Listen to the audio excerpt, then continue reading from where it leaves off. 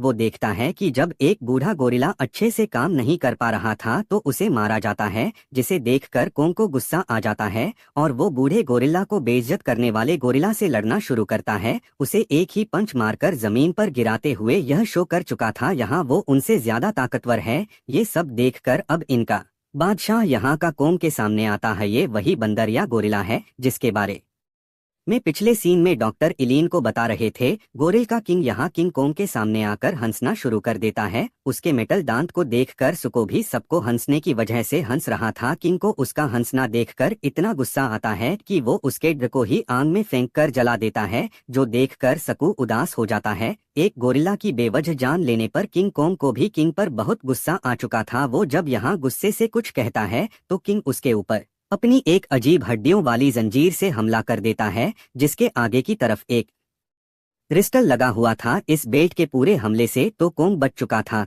लेकिन आखिर में हाथ को जख्मी कर चुका था। इससे पहले के अब वो किंग के ऊपर दोबारा हमला कर पाता, किंग होशियारी से दोबारा अपने हड्डियों के जंजीर से गले को बांध देता है।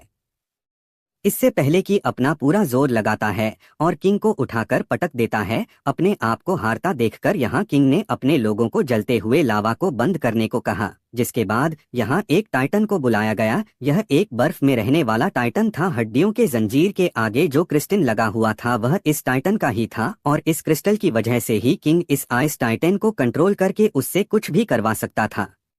आइस टाइटन से कोंग पर हमला करने को कहता है। आइस टाइटन जब अपनी ब्रीथ से कोंग के ऊपर हमला करता है तो उसे रोकने के लिए कोंग अपनी कुल्हाड़ी एक्स आगे कर देता है, लेकिन यहाँ तो एक्स के साथ साथ उसका पूरा हाथी बर्फ में जम जाता है। इस वक्त पर कोंग को बचाने के लिए सुकू कोंग को यहाँ से भागने का रास्ता दिखाया वक्त रहते वहाँ से भाग रहा होता है, तभी उसके पीछे सारे गोरिल्ला पड़ जाते हैं। किंग कोंग भागते भागते अपने उसी खास जगह पे आ जाता है। नीचे गिर जाते हैं, पर कुछ कोंग की चाल समझ चुके थे। वो अब बड़ी ही होशियारी से इस ट्रैप को पार करते हुए आगे आते, पर अचानक इन सारे के ऊपर पत्थर गिर जाता है, और इस मर्तबा पत्थर सुक्कू ने गिराए थे, जो कोंग का दोस्त बन चुका था। कोंग भी इस सारी लड़ाई से कमजोर हो गया था, इसीलिए छोटा किंग उसे सहारा देते हुए आगे ले जाता है।